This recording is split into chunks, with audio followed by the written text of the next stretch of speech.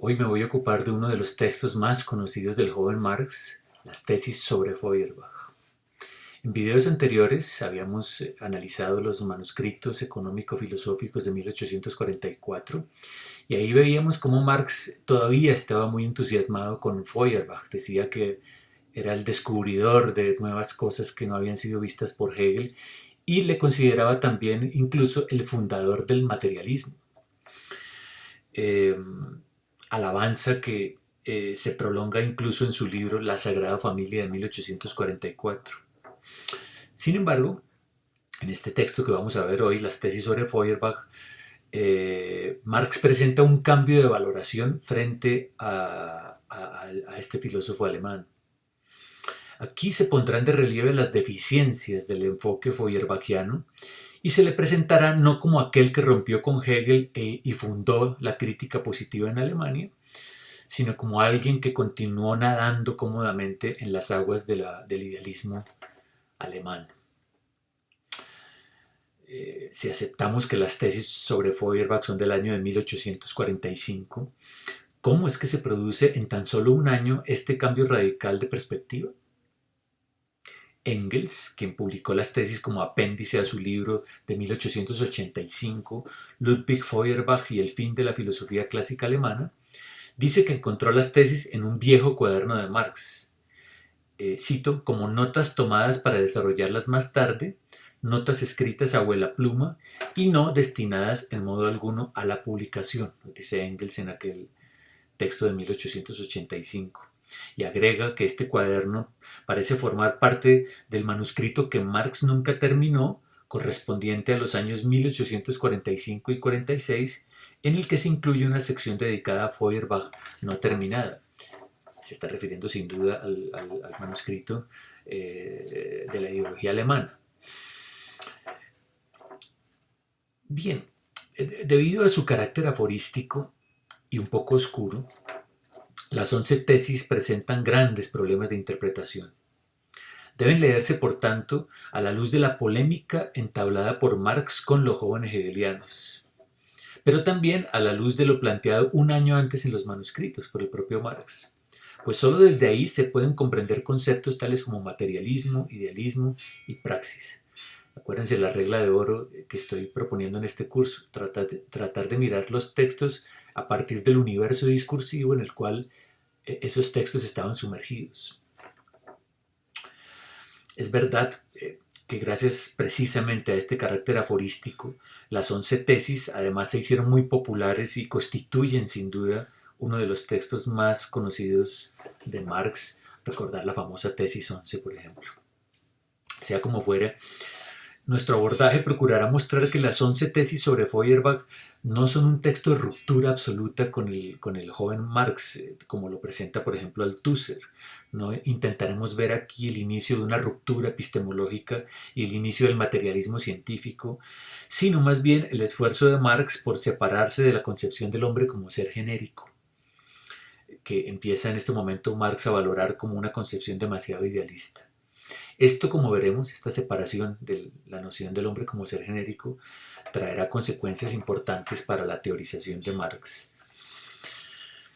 Quisiéramos ofrecer para esto pues una lectura sistemática de las tesis. Esta es una lectura que ya han hecho varios estudiosos antes, la ha hecho Bloch, Rodolfo Mondolfo, Bolívar Echeverría también. Es decir, no hacer una lectura tesis por tesis, sino más bien agruparlas temáticamente. En este caso yo voy a utilizar 4 apartados para aproximarme al texto. El primero sería la teoría del conocimiento, luego la concepción, luego el concepto de praxis. De esto me ocupará en el primer video, y en el segundo video hablaré entonces de la concepción del hombre como ser social y de la concepción de la sociedad como proceso histórico de la praxis. Voy a utilizar para ello la la traducción que hace Jacobo Muñoz en esta antología de textos de Marx publicada por la editorial Gredos de Madrid. Bien, entonces comienzo con el primer tema, que es la teoría del conocimiento y el materialismo. La tesis 1 establece una continuidad de Feuerbach con el materialismo anterior, así lo llama Marx, en el que engloba no solo el materialismo antiguo, el de los griegos, que Marx conocía muy bien, acuérdense su tesis doctoral sobre Epicuro, sino principalmente se está refiriendo al materialismo francés del siglo XVIII, de la Métrie, Condillac, Helvetius, etc. ¿Cómo caracteriza Marx este materialismo? Lo define como dando prioridad al objeto sobre el sujeto.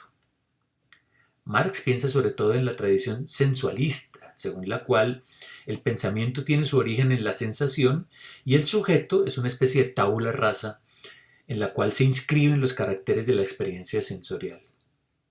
El sujeto es presentado aquí como receptivo y no como un elemento activo y un factor renovador de la praxis.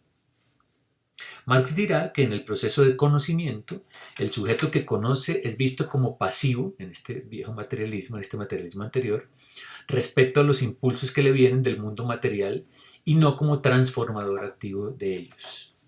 El materialismo anterior no puede dar cuenta entonces de la actividad creativa del sujeto, pues opera con un modelo mecanicista o sensualista.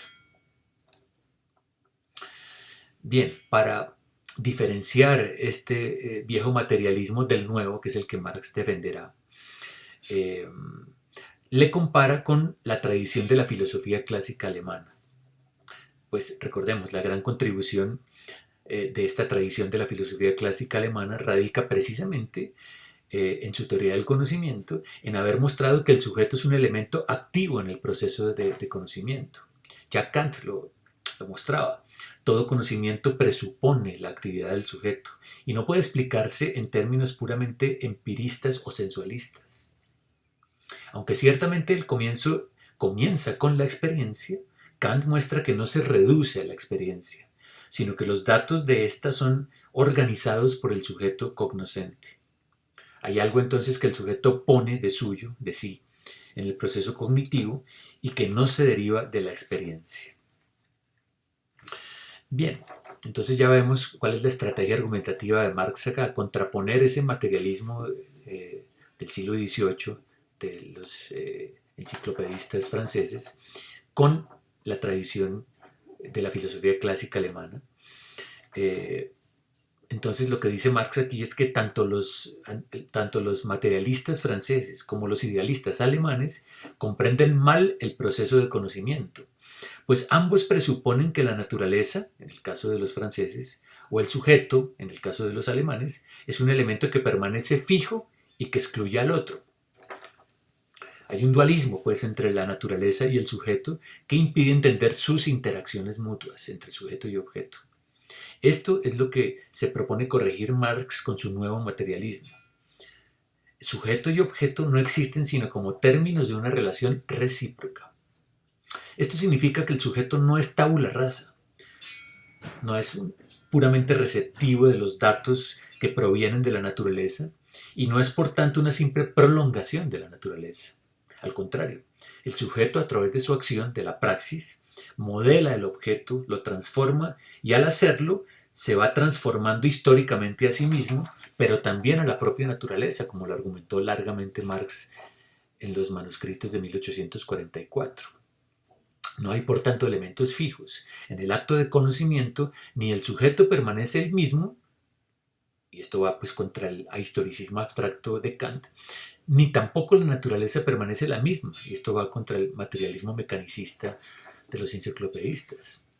Marx es ciertamente heredero del idealismo alemán, pero lo transforma, lo desarrolla en una dirección materialista, pues la naturaleza es tenida aquí como un elemento igualmente activo en el proceso de conocimiento. La naturaleza ya no es un simple objeto, no es lo otro de la razón, sino la base misma de toda actividad social. Todo proceso de conocimiento se inicia porque el hombre debe satisfacer una necesidad material y lo hace a través de la práctica, de la praxis. El conocimiento es por tanto una forma de praxis y no una actividad abstracta de un sujeto incorpóreo, como postula el idealismo de Kant y de Hegel. Hay conocimiento no porque nos admiremos frente al mundo, como decía Aristóteles, sino porque tenemos necesidades físicas, corporales, sensoriales, que debemos satisfacer. Pero esta situación no es pasiva, es decir, la naturaleza no es que se nos dé en plenitud, sino que conlleva la actividad del sujeto, la transformación creativa de la naturaleza, a través del trabajo, como lo mostraba Marx en los manuscritos. Entonces, esta actividad conlleva lo que Marx llamaría pronto, pues en la ideología alemana, el desarrollo de las fuerzas productivas. De esto me ocuparé en otro video. Bien, aquí radica entonces la primera crítica de Marx a Feuerbach. Este concibe la actividad humana en abstracto. Reconoce, en libros como La esencia del cristianismo, que el hombre es un ser activo, sensorial y corporal, pero remite esta actividad a competencias ontológicas de la especie que permanecen en potencia, es decir, a la esencia humana. Nada nos dice Feuerbach del modo como esta actividad potencial del hombre puede desplegarse socialmente. Feuerbach reconoce también la sociabilidad humana, pero se queda en un vacío llamamiento al amor del hombre por el hombre, nos dice Marx. El suyo es pues un materialismo contemplativo, como dice en la tesis 9, que no concibe la sensorialidad como actividad práctica y que hace abstracción del proceso histórico, dice Marx en la tesis 6, a través del cual las fuerzas productivas se despliegan en una determinada formación social. Tesis 7. Ahora bien, puede decirse, como lo hace la tesis 1, que Feuerbach concibe al sujeto como elemento pasivo, como tabula rasa en el proceso de conocimiento. Puede asimilarse la posición de Feuerbach a la del sensualismo de Condillac o a la del mecanicismo de Lametrie.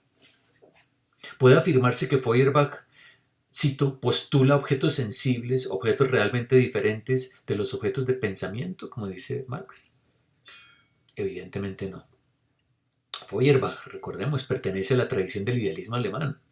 Es realmente incomprensible entonces pensar que asimilar a Feuerbach a un materialismo vulgar como el de Lametrie o Condillac. A contrapelo de esto, Feuerbach defiende un naturalismo humanista fundado en la relación dialéctica de la naturaleza con el hombre, y en esta relación dialéctica el hombre aparece como sujeto.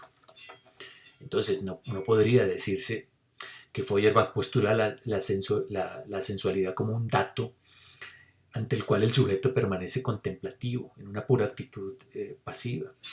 En realidad es todo lo contrario. Para Feuerbach, los sentidos son siempre humanos.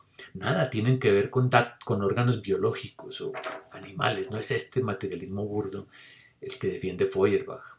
Las impresiones sensoriales no son impulsos mecánicos, ante los cuales el hombre permanece pasivo, sino que son ya datos humanizados. Los sentidos son sentidos humanos. De otro modo, no tendría sentido en absoluto el giro antropológico promovido por Feuerbach y que Marx saludó con tanto entusiasmo en los manuscritos de 1844. Entonces, la pregunta aquí es, ¿cómo explicar entonces esta lectura que hace Marx de Feuerbach en esta tesis 1 y en la tesis 9? ¿Será que Feuerbach, como sugiere Rodolfo Mondolfo, será que Marx, está creando un Feuerbach a su modo, un muñeco de paja que puede ser objeto fácil de sus críticas a los jóvenes hegelianos? Esta es una lectura posible, esta es la lectura que propone Rodolfo Mondolfo, y es que en la lucha de Marx contra los jóvenes hegelianos, Feuerbach tenía que ser sacrificado. Aquel Feuerbach, a quien en una carta Marx reconocía que había puesto las bases filosóficas y materialistas del socialismo, ahora lo pone en la misma línea de los materialistas burgueses que era necesario combatir. Ese materialismo de Feuerbach es visto ahora como contemplativo y encancillado como la visión de los diferentes individuos y de la sociedad burguesa, dice Marx en la tesis 9. Pareciera que Marx está intentando espantar los fantasmas de la izquierda hegeliana y que el mejor método para llevar a cabo este exorcismo era matar al padre, deshacerse de Feuerbach.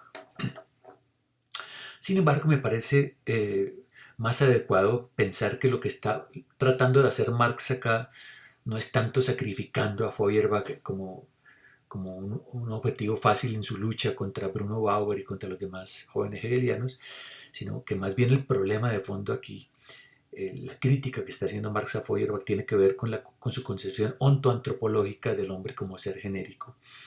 Y esto lo vamos a ver un poco más adelante. Bien, paso entonces al segundo eje temático, que es el concepto de praxis. La tesis 1 contiene una afirmación sorprendente. Feuerbach entiende la praxis, cito, en su sola y sucia forma fenoménica judaica. Página 405. ¿Qué significa esto? Recordemos lo dicho por Marx sobre la cuestión judía. El judío representa el egoísmo, el amor al dinero, la especulación financiera. El judío entonces como símbolo de la sociedad civil.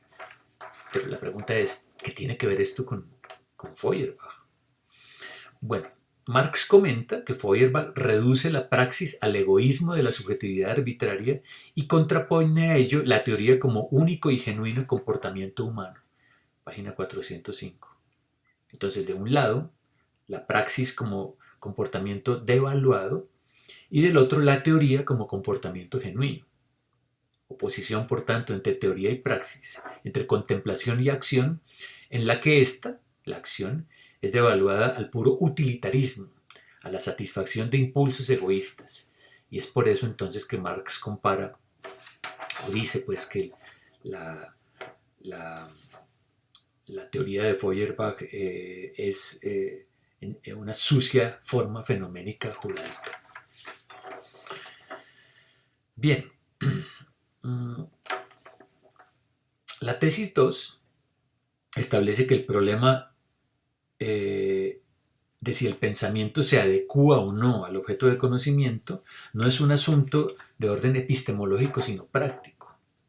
Esto quiere decir que la función básica del pensamiento es la resolución de problemas prácticos, de tal modo que su valor debería ser determinado desde el punto de vista del cumplimiento de esa función.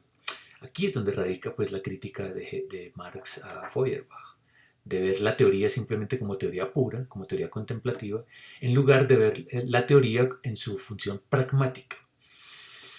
Mientras que para una posición idealista, como la de Feuerbach, dice Marx, la verdad de una teoría depende de su grado de adecuación al objeto de conocimiento, o como en Hegel, depende de la rigurosidad de su arquitectura interna desde el punto de vista de la lógica, Marx dice que una posición materialista es aquella según la cual la verdad de una teoría depende del grado de significación que ella tenga para la resolución de problemas prácticos. Por eso no tiene sentido plantear la cuestión de si una teoría es verdadera o falsa con independencia de sus efectos prácticos. Esto, dice Marx, cito, es una disputa netamente escolástica. Página 406. Al igual que Foucault, por ejemplo, Marx dirá que el conocimiento es una práctica, una actividad, una forma de acción que no puede desligarse del mundo social, de las relaciones de poder que atraviesan ese mundo. La teoría es por tanto una actividad, una forma de trabajo, dirá Marx, y es por eso que Marx no pone la teoría a la praxis. Toda teoría es praxis. Ahora bien, la discusión aquí es en qué medida esa teoría puede o no adecuarse a la resolución de las necesidades de la vida social, tal como lo establece la tesis 8. Asumiendo entonces que Marx defiende algo similar a lo que hoy llamaríamos una teoría pragmatista de la verdad, la cuestión es en qué medida una teoría semejante puede ayudar o no a impulsar las modificaciones que son necesarias para la organización de la vida social, sus instituciones económicas, políticas, culturales, etc. Cuando las teorías filosóficas se pierden en cuestiones puramente especulativas, como es el caso de la crítica de la religión de Feuerbach y de Bruno Bauer, entonces tales teorías operan en realidad como mistificaciones. Dice Marx, predisponen al misticismo, nos dice en la página 407. Entonces, la dimensión pragmática es sacrificada aquí en aras a la resolución de problemas puramente teóricos e ilusorios, dice Marx, místicos. Aún sin proponérselo, toda teoría se inscribe en un contexto social, al ser una forma de praxis, como bien lo vería más adelante Horkheimer con su noción de teoría crítica. La pregunta es, por tanto, ¿qué función cumple esa teoría en el contexto de la vida social? ¿Es una teoría que impulsa las fuerzas progresistas de la sociedad, las fuerzas del cambio? ¿O es más bien una teoría que contribuye a entorpecer el cambio gracias a la mistificación que propone? Este es el punto. El valor de una teoría, nos dice Marx, se mide por la función que cumple en el contexto de las fuerzas políticas y sociales que se hallan en disputa. No hay ninguna teoría neutra. No hay un punto cero de observación, pues toda observación es ya en sí misma interesada. Ya veíamos antes en otro video, cuando hablábamos de la introducción a la crítica de la filosofía del derecho de Hegel, que Marx se refería a la realización práctica de la crítica filosófica de la religión propuesta por los jóvenes hegelianos. Aquí el punto no es que esa crítica sea falsa en sí misma desde un punto de vista lógico-argumentativo. Más bien, el punto es que esa crítica se revelará como verdadera solo cuando se realice en la praxis, es decir, cuando la sociedad haya eliminado el velo teológico que reproduce el Estado confesional prusiano, como ya lo veíamos en ese análisis en otro video. La realización práctica de la filosofía conlleva, por tanto, su negación de filosofía en tanto que teoría pura, su superación, Aufhebung, el paso de la teoría a la praxis. Bien, queda entonces claro que el problema de la relación entre teoría y praxis no lo plantea Marx en forma de una oposición, de una disyuntiva, sino de una relación dialéctica. Aquí radica precisamente el error de interpretación en el que frecuentemente se incurre con relación a la famosa tesis 11. Cito: los filósofos se han limitado a interpretar el mundo de maneras diferentes. Ahora lo que importa es transformarlo. Fin de cita, página 408. Se suele leer aquí que la transformación del mundo no requiere de la filosofía, es decir, de la interpretación del mundo, y que toda interpretación del mundo es un acto puramente contemplativo, desligado de la praxis. Pues bien, nada más ajeno a lo que está diciendo Marx aquí en la tesis 11. Lo que dice es básicamente lo siguiente: para transformar el mundo es necesario entenderlo, es necesaria la crítica filosófica, pero recíprocamente no es posible entender el mundo, interpretarlo, sin querer transformarlo. Es necesario interpretar para transformar, pero igualmente es necesario transformar para interpretar. Quien quiera solo cambiar sin interpretar cae en el voluntarismo político, pero quien quiere solamente interpretar sin transformar cae en el idealismo, en el misticismo de la teoría. Ahora bien, esta tesis 11, no lo olvidemos, es una tesis sobre Feuerbach. Lo que parece decir Marx es que a pesar de todo su discurso humanista, Feuerbach nunca investigó científicamente las condiciones reales en las que existen los hombres. Es decir, Feuerbach nunca se ocupó de la economía política, por ejemplo. Se contentó con interpretar el mundo, al igual que otros muchos filósofos, pero su teoría jamás se vinculó con las fuerzas del cambio revolucionario. Notes entonces, Marx no establece una contraposición entre la filosofía y el cambio. Lo que evalúa es si esa filosofía, la de Feuerbach, era o no adecuada para el cambio. Y su respuesta es no, pues Feuerbach jamás desarrolló una teoría capaz de investigar las causas sociales y económicas de la alienación humana. Creyó que era suficiente investigar la alienación de la conciencia, la alienación religiosa, como si ahí radicara el problema. Y al hacer esto, mistificó la solución y encubrió con su teoría los verdaderos problemas responsables de la alienación humana. Ya lo vemos, no se trata entonces de abandonar la filosofía para dedicarse a la revolución, por considerar que la teoría es incompatible con la transformación del mundo. Se trata es de vincular la filosofía con la revolución, de convertirla, como diría Althusser, en un arma de la revolución. Revolucionar la teoría como instrumento para revolucionar el mundo. Pues como lo diría Lenin mucho más adelante, no hay cambio revolucionario sin teoría revolucionaria. Por eso para Marx, la filosofía revolucionaria deberá ser por necesidad una filosofía vinculada con la política, con intereses políticos y no solamente con intereses teóricos. Hegel y Feuerbach fueron filósofos revolucionarios en la teoría. Ha llegado el momento en que esa revolución teórica se convierta en revolución política, para negar de este modo el elemento mistificador de la teoría. Pues recordemos, La realización de la filosofía en la práctica conlleva también su negación.